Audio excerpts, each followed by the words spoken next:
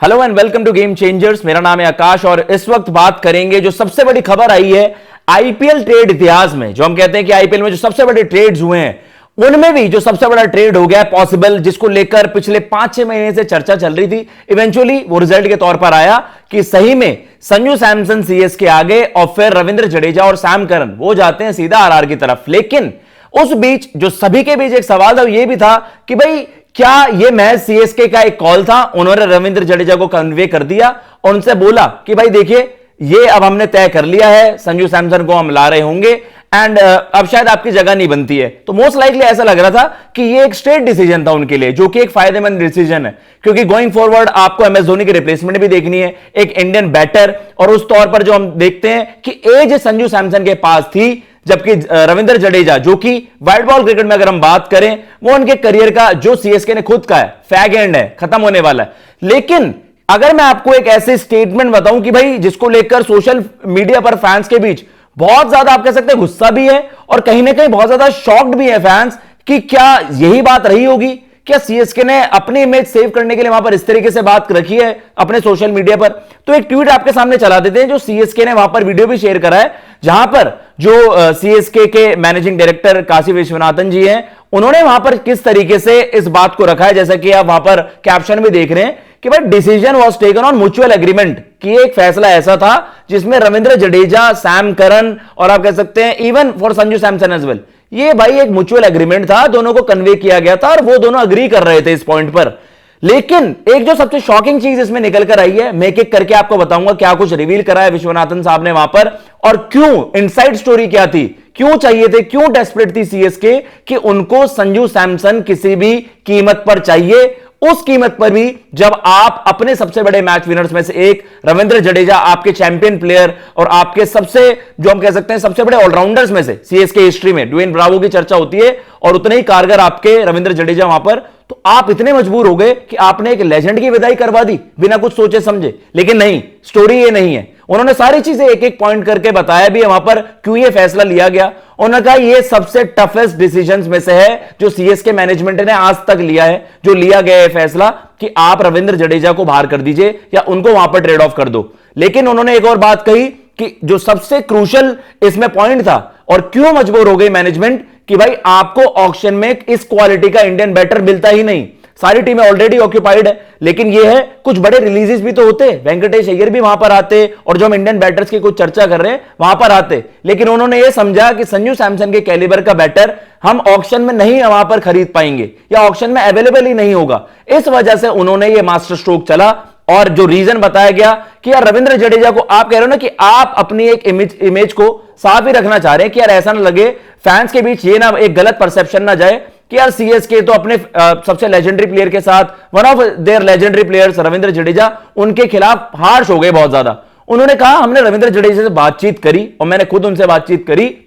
जो हमारी मैनेजमेंट है उन्होंने बातचीत करी और उन्होंने कहा ये रविंद्र जडेजा खुद भी सेंस कर रहे थे कि ये अब व्हाइट बॉल क्रिकेट में इट्स इज फैग एंड, जो अगर मैं एग्जैक्टली उनको कोट करके आपको बताऊं कि भाई अब उनको भी सेंस हो रहा था कि व्हाइट बॉल क्रिकेट में शायद उतना आप नहीं एक्सटेंड कर पाएंगे। और उन्होंने कहा he himself wanted the break, ये ब्रेकिंग न्यूज है। उन्होंने कहा कि रविंद्र जडेजा खुद ये चाहते थे कि यहां से अब ब्रेक मिले और एक फ्रेश स्टार्ट वहां पर राजस्थान रॉयल्स में हो, जहां पर उन्होंने खुद कन्वे करा है कि यार सबसे पहले 2008 और आपने वहां पर टाइटल भी जीता और one of the very few players जिन्हें हम कह सकते हैं कि भाई जो शुरुआत से ही आईपीएल के अभी तक है, वेरी फ्यू प्लेयर्स जो पहले सीजन से अभी तक वहां पर हैं, एक्टिव हैं और आज भी इतनी जबरदस्त फॉर्म में हैं। तो उन्होंने कहा खुद रविंद्र जडेजा ब्रेक चाहते थे, सीएसके ने इस चीज को रिवील करा है सोशल मीडिया पर। तो फैंस जो आक्रोश दिखा रहे हैं, सीएसके फैंस या in general Ravindra Jadeja fans, उन्होंने कह दिया है देखिए खिलाड़ी खुद चाहता था। तो फिर वही है, जब खिलाड़ी चाहे ब्रेक और आप भी चाहते हैं संजू को लाना, तो ये आपके लिए और ज्यादा इजी हो जाता है। तो आप कमेंट बॉक्स में आप जरूर भी बताइएगा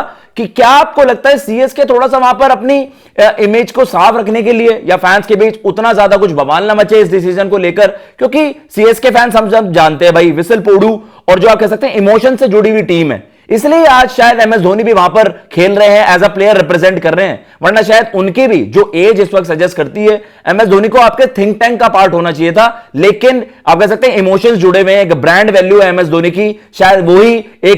एक लोन खिलाड़ी ऐसे बचे हैं उस सेटअप के जो इनकी एक दिग्गज टीम हुआ करती थी। रवि अश्विन भी जा चुके हैं, रविंद्र जडेजा को आपने बाहर का रास्ता दिखा दिया है and most likely MS Dhoni का ये आखिरी सीजन होगा। तो गोइंग फॉरवर्ड जो CSK के जो MD हैं वहां पर उन्होंने बताया भी है कि ये एक ट्रांजिशन को देखते हुए ये इसलिए हमने ये एक स्ट्रैटेजिकल कॉल आपकी तरफ से वहां पर हुआ है कि ये स्ट्रैटेजी थी कि आप एक यंग पूल के साथ जा रहे होंगे, कंपैरेटिवली यंग तो वहां पर संजू सैमसन ही है, जडेजा से आप कंपेयर करोगे और आपको एक टॉप ऑर्डर में इंडियन बैटर चाहिए था जो आपको ऑक्शन में मिलने ही नहीं वाला था। इस वजह से आपने अपने सुपरस्टार खिलाड़ी को वहां पर स्केपगोट बना दिया और उनके साथ साथ सैम करन को उन्होंने कहा कि हां 2020 में भी थे, पहले भी आपने उनको वहां पर पिक किया है, तो कहीं ना कहीं ये था उनके साथ एसोसिएशन था। लेकिन इस वक्त नीड ऑफ द आवर यही थी, इस वक्त जरूरत यही थी, समय की जरूरत यही थी कि भाई आपको सैम करन की भी विदाई करनी पड़ेगी, तब जाकर हम संजू सैमसन को वहां पर एक्वायर कर पाएंगे। और इस वजह से जो ये सारा बवाल भी मचा था संजू सैमसन के अराउंड, जो हम रविंद्र जडेजा के अराउंड सारी चर्चाएं कर रहे थे कि यार आपने अपने इस लेजेंडरी प्लेयर को रिस्पेक्ट देनी चाहिए थी, एटलीस्ट वो एक इमोशनल कॉल लेना चाहिए था। लेकिन CSK हैड अदर आइडियाज। उनका मानना है देखिए अगर हम इमोशन से देखते रहेंगे तो टीम का तो बंटाधार हो जाएगा, इस वक्त हमें प्रैक्टिकल कॉल्स वहां पर लेने पड़ेंगे और कहीं ना कहीं दिल से नहीं दिमाग से ज्यादा सोचने की जरूरत है। और शायद उसी वजह से उन्होंने सोचा संजू सैमसन हमारे लिए एक लॉन्ग टर्म कॉल है, रविंद्र जडेजा शायद उतनी लॉन्ग टर्म कॉल ना होते, आपके लिए एक फ्यूचर लीडर है, MS धोनी के बैकअप के तौर पर उनसे आइडियल खिलाड़ी इंडियन सेटअप में इस वक्त कोई नहीं है। काम कैप्टन, एक लीडर, एक विकेट कीपर, बैटर और कहीं ना कहीं उस टॉप ऑर्डर को और ज्यादा मजबूत बनाते हैं। और शायद जब संजू सैमसन यहां पर आ गए और आपके पास पर्स में 41 करोड़ रुपए वहां पर होंगे, तो मुझे नहीं लगता कि देखिए आप फिर और टॉप प्लेयर्स के पास वहां पर नहीं जा पाओगे। तो यह है कि आपने सबसे कैलकुलेट करते हुए ये डील वहां पर अपनाई और सोचा ये